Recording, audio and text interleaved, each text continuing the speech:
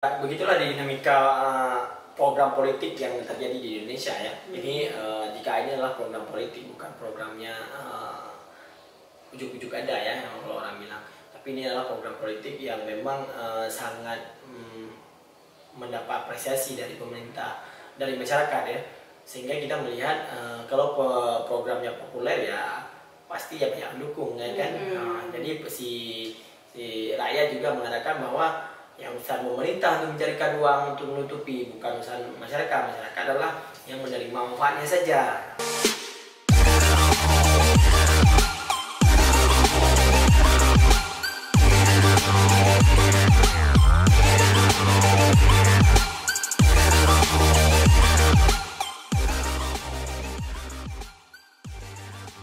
Halo, assalamualaikum. Ketemu lagi dengan kita di sini di channel Sahas Inisiatif. Hari ini masih mau membicarakan tentang kelanjutan jaminan kesehatan Aceh yang sempat kita bahas beberapa video sebelumnya. Ikutin sampai habis ya. Hai Bang Deddy. Hai. Gimana nih Bang cerita dan drama dengan jaminan kesehatan Aceh sampai hari ini? Gimana kabar terbarunya? Ya, ada beberapa kabar terbaru yang disampaikan oleh pemerintah Aceh ya. Baik pemerintah Aceh legislatif maupun eksekutif ya.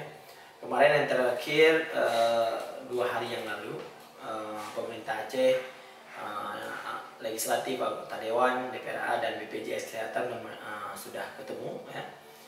Dalam artian ada satu kesepakatan kesepakatan baru, yaitu untuk 2022 ini BPJS Kesehatan akan dilanjut dengan program JKA-nya.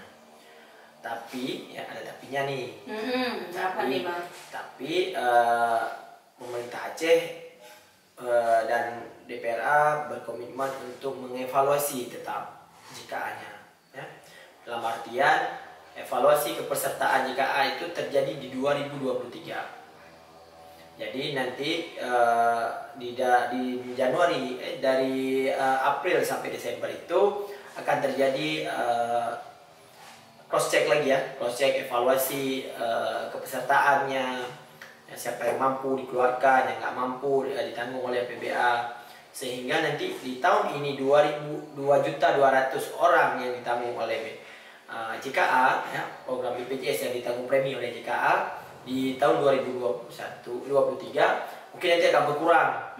Nah, akan berkurang, apakah jadi 1 juta, apakah jadi 1.500.000 ya, pesertanya pasti akan berkurang. Berdasarkan hasil evaluasi itu ya Bang? Ya, berdasarkan evaluasi yang akan dilakukan oleh dinas sosial dan dinas-dinas terkait ya untuk meng-cross-check data-data tersebut. Itu yang pertama. Yang kedua adalah pemerintah Aceh berhutang premi dulu kepada BPJS Kesehatan. Jadi pemerintah Aceh tidak membayar premi, tapi dia bayar premi di akhir tahun ke BPJS Kesehatan. Tahun berapa itu Bang? Tahun ini 2022 ini. Tahun 2022 ini premi tidak dibayar di awal tahun, tapi dia bayar di akhir tahun. Ketika tutup anggaran gitu ya? Iya. Apakah pemerintah Aceh tidak punya anggaran? Kita juga nggak tahu. Atau tapi, ada istilahnya dalam politik itu kayak hukum jerah ya, kita nggak tahu ya Bang. Apakah betul seperti MTA ya, juru bicara pemerintah Aceh, dana JKA 900 miliar dialihkan ke Okir? Kita juga nggak tahu apakah itu betul ya. Terus ada beberapa hal yang bisa kita petik dari sini adalah komitmen pemerintah Aceh dengan legislatif maupun eksekutif itu dapat bersinergi lagi di dalam memberikan pelayanan terbaik pada rakyatnya ya. Itu yang harus kita garis bawahi, karena tanpa komitmen yang kuat pasti jika ini udah ada lagi ya. Biarpun gini ya, biarpun kita bersuara ya, kalau dari tingkat level tertinggi tidak mendengar ya itu apa kan begitu. Jadi dalam hal ini pemerintah Aceh dan legislatif DPRA sudah duduk bertemu dan difasilitasi, atau ada juga tamu yang diundang adalah BPJS Kesehatan. Kemarin yang datang adalah Mahli Ruby ya, salah satu direktur di BPJS Kesehatan ya. Dan kita berharap di 2023 itu yang hasil evaluasi itu adalah hasil evaluasi yang betul-betul evaluasi, ya. Dia pisahin mana orang kaya, mana orang yang memang harus disubsidikan atau harus dibantu oleh premi. Dikarenakan kalau ini terjadi terus-menerus, ya, terus-terusan, tahun depan begini lagi, tahun depan ini, tapi evaluasi itu nggak akan jalan. Tapi pemerintah memang ini menjadikan program politik, ya, program politik yang dirasakan oleh rakyat itu sangat kuat, sehingga harus hati-hati untuk mengambil kebijakan. Kalau kita mengambil salah kebijakan, ya otomatis dari segi politik ya akan degradasi suara di tahun 2024, karena kan kita 2024 akan pemilu lagi kan, legislatif dan pemerintah daerah, sehingga program-program yang pro rakyat yang berhasil dan ditutup itu sangat berisiko terhadap suara parlemen, ya, suara parpol di waktu kampanye nanti gitu. Jadi Bang Deddy, sebenarnya pemerintah Aceh kalau kita bilang secara kesanggupan nih masih ya?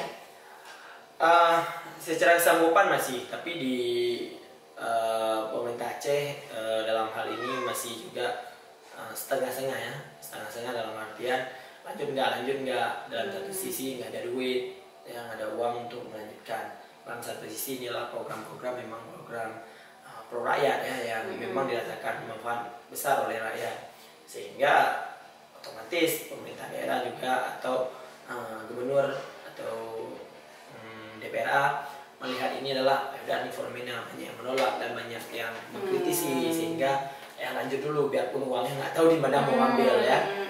Karena kan Bang Deddy, mungkin Bang Deddy pernah juga baca yang saya pernah tulis, beberapa daerah lain memang udah angkat tangan karena kemampuan fiskalnya memang tidak mencukupi gitu. Nah, Aceh ini tidak begitu clear sebenarnya alasannya, dan sering didapati itu kalau Aceh punya sesuatu fenomena atau sesuatu yang menjadi kebijakan publik yang baru, dia tidak clear alasan sebenarnya apa, kemampuan fiskal kah atau politik atau apa gitu, Bang Deddy. Kalau pemerintah daerah kita kan melihat ini menjadi salah satu seperti saya bilang tadi, ya, programnya adalah program yang dicetuskan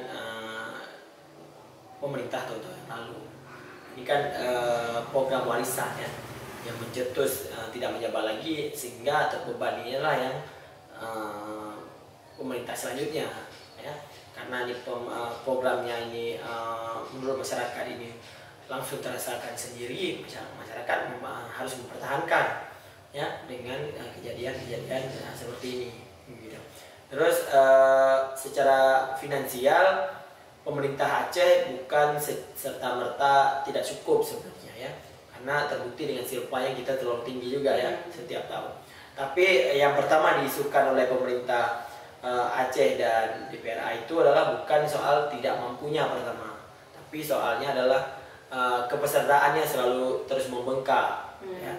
Dari di bawah, dari 1 juta sekian sampai sekarang 2 juta 200 kalau nggak salah, itu selalu membengkak. Terus dari premi yang dibayar sekian ratus miliar sampai sekarang udah menyentuh di 1,3 triliun, ya, itu sangat membengkak. Tahun lalu 1,1 triliun, tahun lalu lagi 900 miliar. Bahkan tahun pertama Bang Deddy, ya, kita pernah baca yang kontraknya pemerintah Aceh dengan BPJS kita hanya sekitar 400 miliar. Jadi kan itu selalu bertambah terus, ya.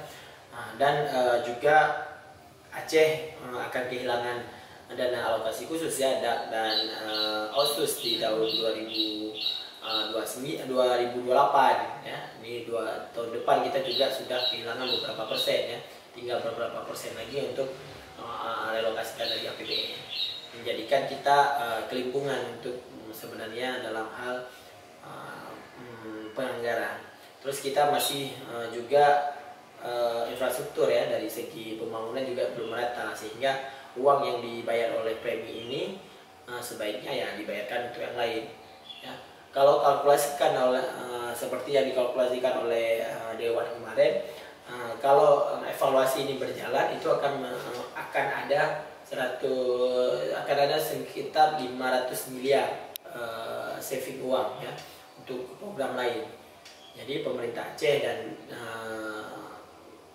DPRA sudah menghitung kalau misalnya evaluasi ini berjalan, itu akan terselamatkan atau tersavingkan uang untuk program lain itu sekitar 500 miliar dari dana JKA ini.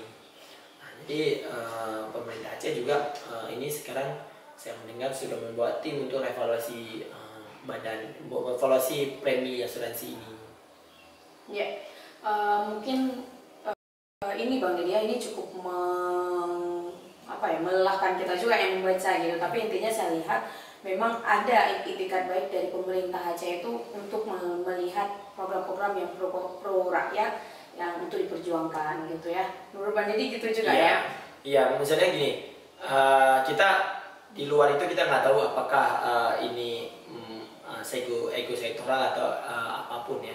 Tapi yang utama adalah program JKA ini adalah yang sangat dirasakan oleh masyarakat ya, sangat dirasakan manfaatnya, sehingga ya harus diselamatkan. Dan pemerintah juga dengan kemampuan anggarannya ya harus mengevaluasi di mana yang kekurangan, di mana yang bagus, dan ini ya harus dipertahankan.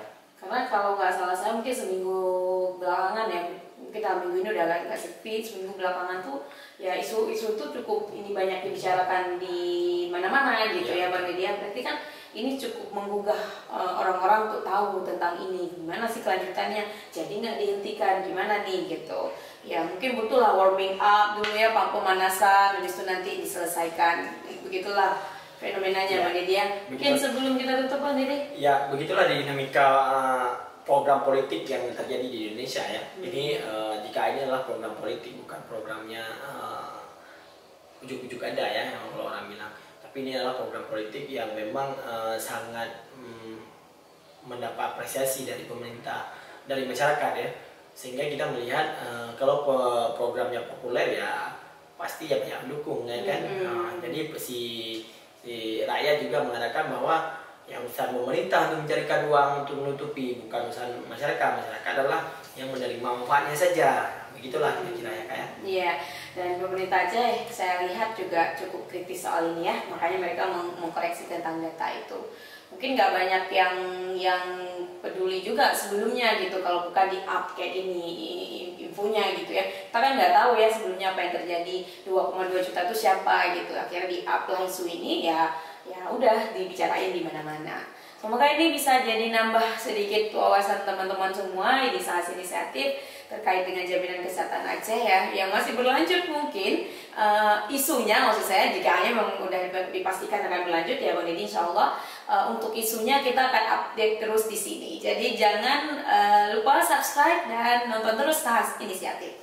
Assalamualaikum.